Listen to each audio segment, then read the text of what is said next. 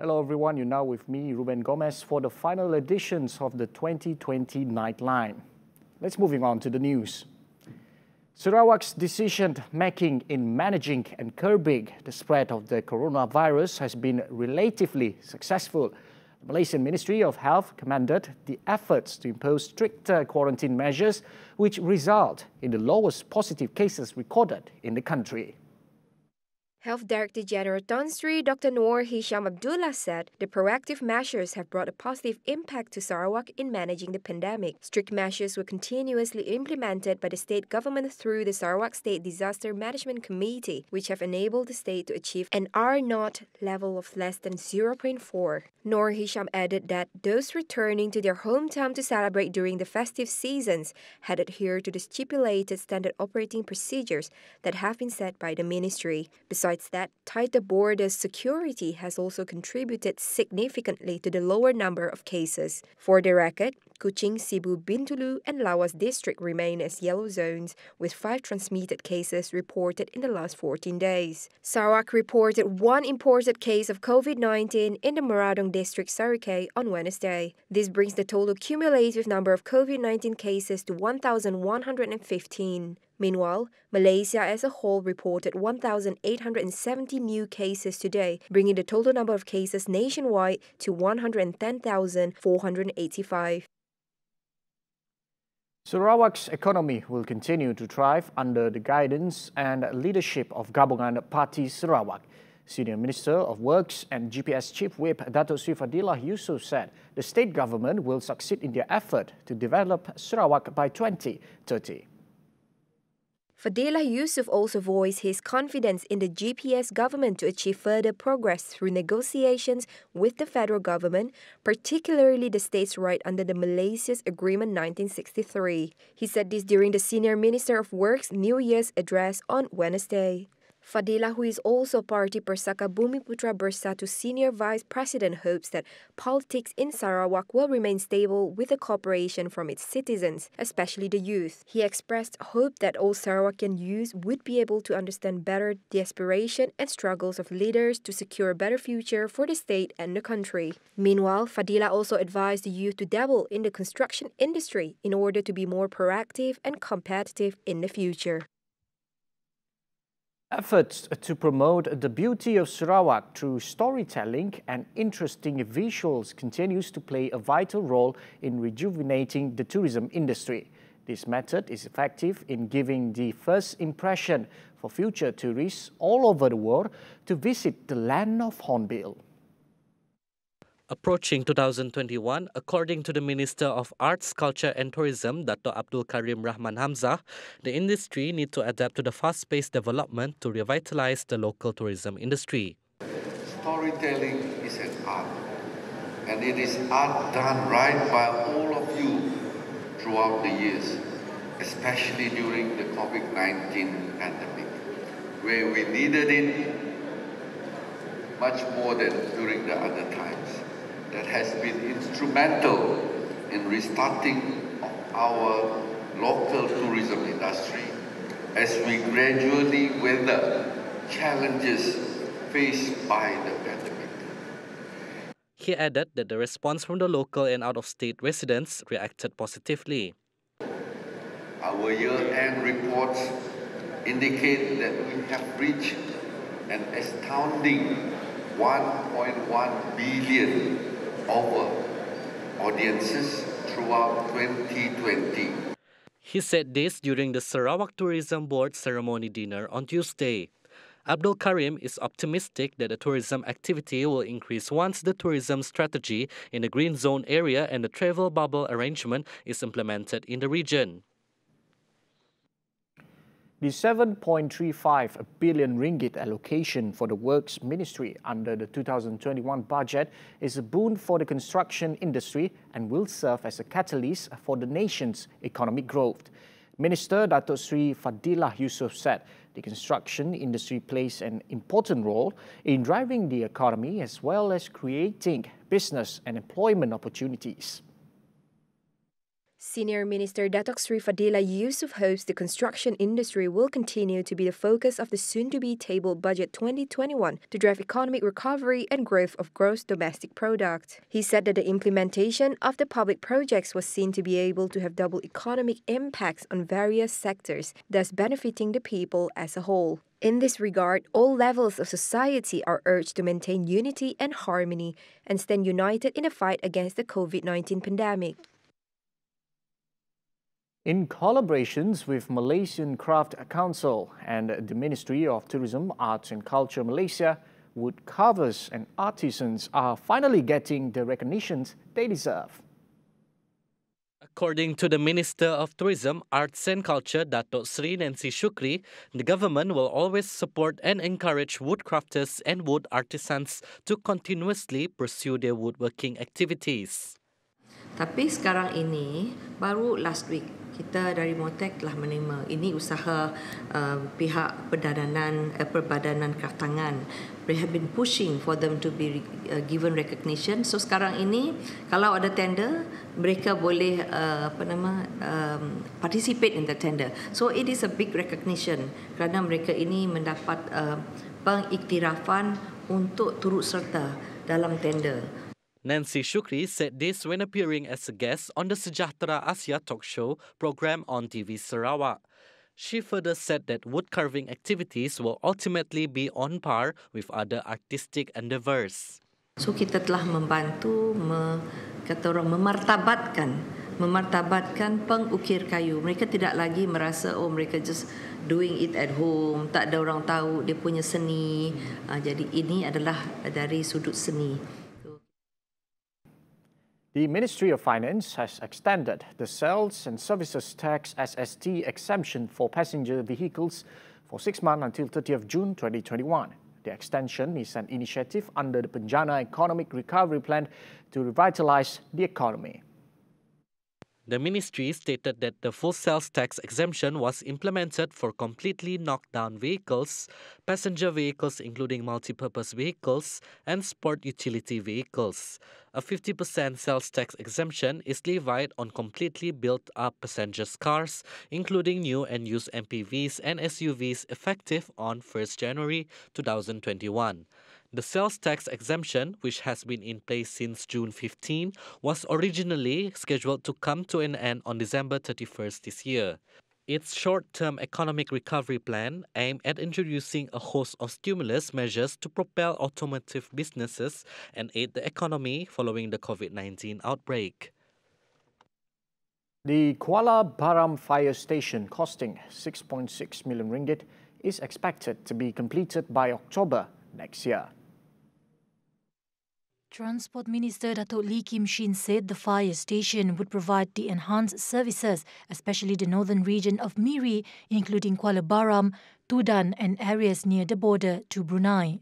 According to Lee, the construction, which was started last June, is now 24.42% completed. He added Kuala Baram areas consisted of 3 other villages, namely Kampung Muhibah, Batu Satu and Kampung Masjid, apart from the 3,000 hectares industrial areas and a port. The facility is also essential to deal with the yearly pit fire that frequently hit Kuala Baram areas during dry weather. As of now, Miri has only 2 other fire stations, namely Lopeng at Jalan Bypass and Miri Central Fire Station at Miri City Centre. He said this while visiting the development of the Kuala Baram Fire Station construction project on Tuesday. In response to the government's call to adapt a digital technology in education, educators in Sarawak Division will hold a virtual colloquium next year. Realizing the significance of utilizing new technology, an e-colloquium is easier and more effective, especially when the country is still facing the challenges of the COVID-19 pandemic. Kabong Assemblyman Muhammad Chi Kadir said the Education Colloquium in Sarawak District is an annual event and has been held successfully for 3 years in a row. He was of the opinion that it will be easier for the research presentation to be done virtually. Saya berpendapat objektif mengadakan e-colloquium peringkat antarabangsa akan lebih mudah dengan cara pembentangan kajian secara virtual. For this purpose, Chi announced an allocation of 15,000 ringgit for an early grant to organize the 2021 National Research, Innovation Action Research and Best Practice Colloquium.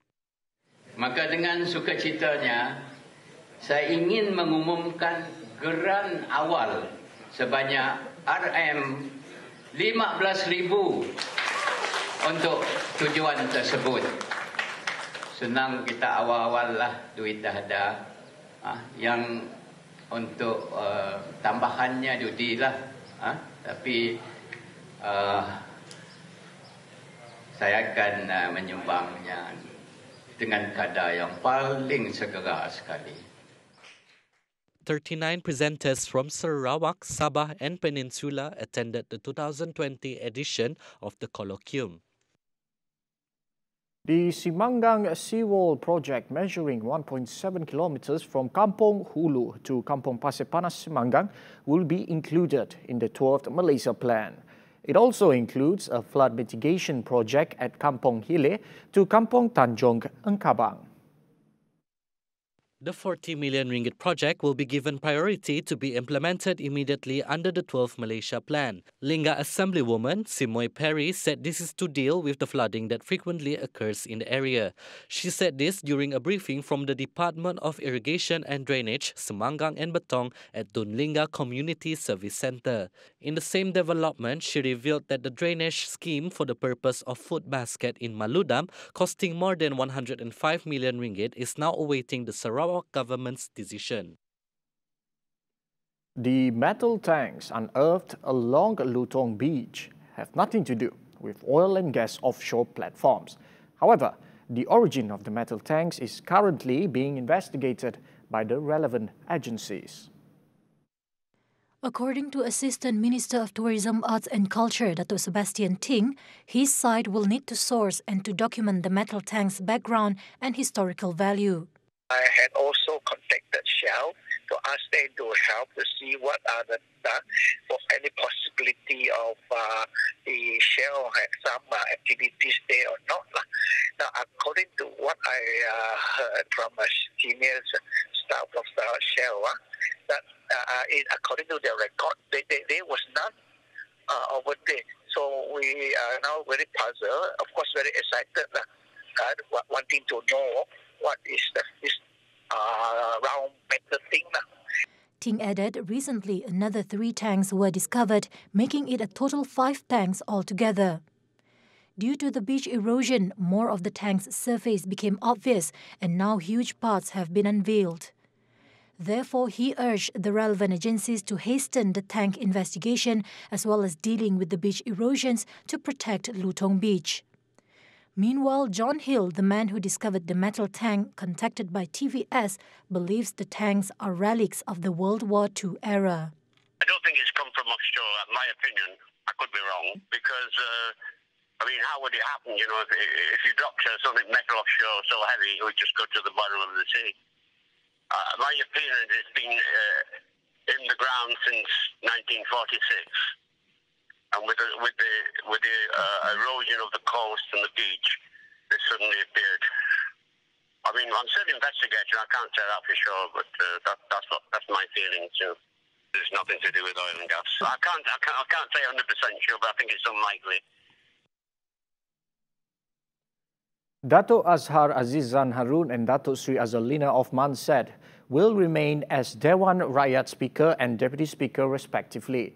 The High Court today ruled that their appointments were valid.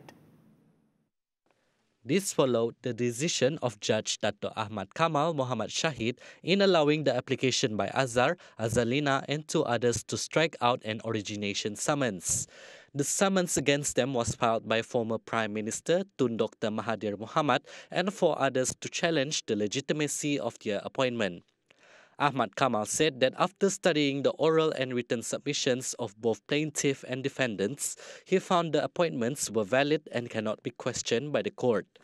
He said the court will not set any costs after being satisfied that the issue involves the interests of the public. 2 crocodiles were captured during an operation conducted by Sarawak Forestry Corporation in Kampong Merane, Kota Semarahan, on Wednesday. The corporation managed to cull 2 reptiles from the Merane River, measuring about 3 meters and 2 meters respectively, during the wee hours at around 12 a.m. and 2 a.m.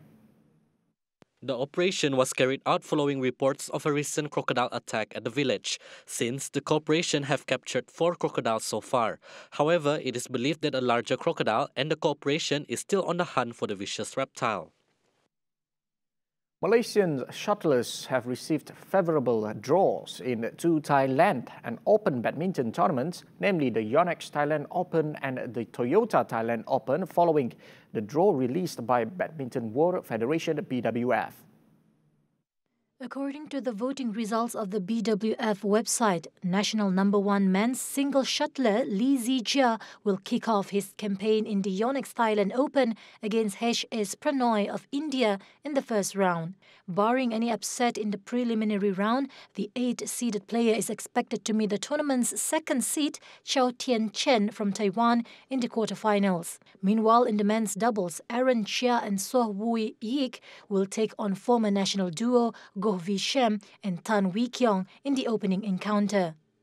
The national shuttlers should have a good chance of advancing in both tournaments.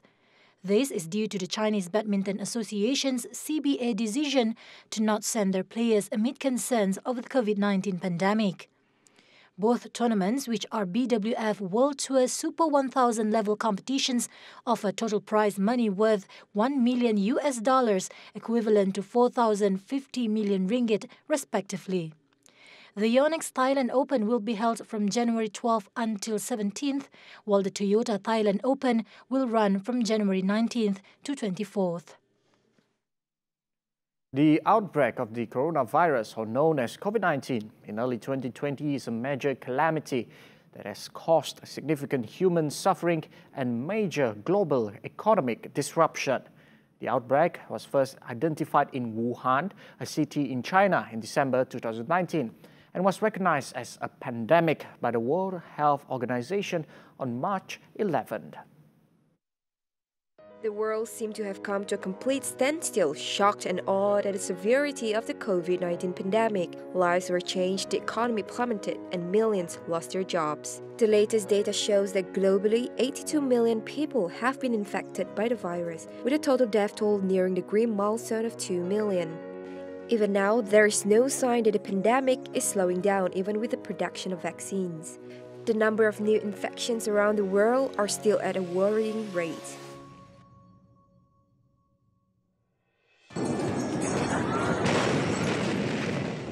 A massive explosion shattered Beirut on August 4, 2020, compounding the ongoing political and economic crisis that have crippled Lebanon throughout the past year. The blast emanated from the port of Beirut, where 2,750 tons of highly explosive ammonium nitrate was being stored. At least 157 people were killed, over 6,000 injured, and hundreds of thousands were displaced. Whole neighborhoods were shattered, with estimates of more than $5 billion worth of damage. President Donald Trump became a one-term president of the United States when he lost the 2020 election to former U.S. Vice President Joe Biden. Biden, the Democratic candidate, won a total of 284 electoral votes, while Trump only managed to get 214 electoral votes. Biden's theme for the presidential campaign, a battle for the soul of the nation, was one of the main factors that won him the presidential election, putting to a stop to Trump's wish for a second term as president.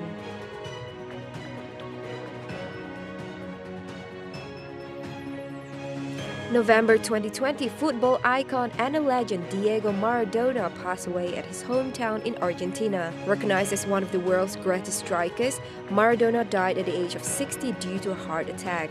Maradona was also famously known as the Hand of God after he used his hand to bring a 2-1 victory to his home country of Argentina against England in the second half of the 1986 World Cup. The political turmoil that engulfed the nation throughout 2020 saw the Pakatan Harapan government fall after holding the reins to the country for 22 months. The uncertainty began with the resignation of the former Prime Minister, Tun Dr. Mahathir Mohamad, on 29 February 2020. Tan Sri Muhyiddin Yassin was sworn in as the new Prime Minister on March 1st and hardly had time to form his cabinet before having declared a movement control order on the country. The conflict at the parliamentary level also affected the political climates in some states to the point of causing changes in leadership. The COVID-19 pandemic also tested Malaysia as nation, but with the dedication and sacrifice of frontliners, the pandemic has been successfully prevented from spreading too quickly. The pandemic also forced the government to come up with various aids, such as the Prihatin National Assistance, Bantuan Khas Sarawak Kusayang, KWSPI Lestari, and moratoriums. All of these to ease the people's burden at a time of crisis. New terms were also introduced to the people's vocabulary, such as the CMCO, RMCO, and EMCO. These have become the usual topics for daily conversations.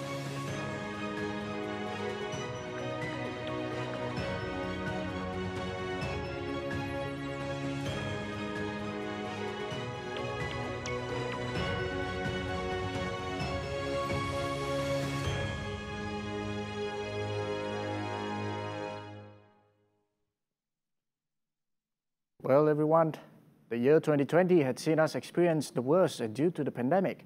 The final of 2020 is less than 40 hours. The final countdown for 2021 is near.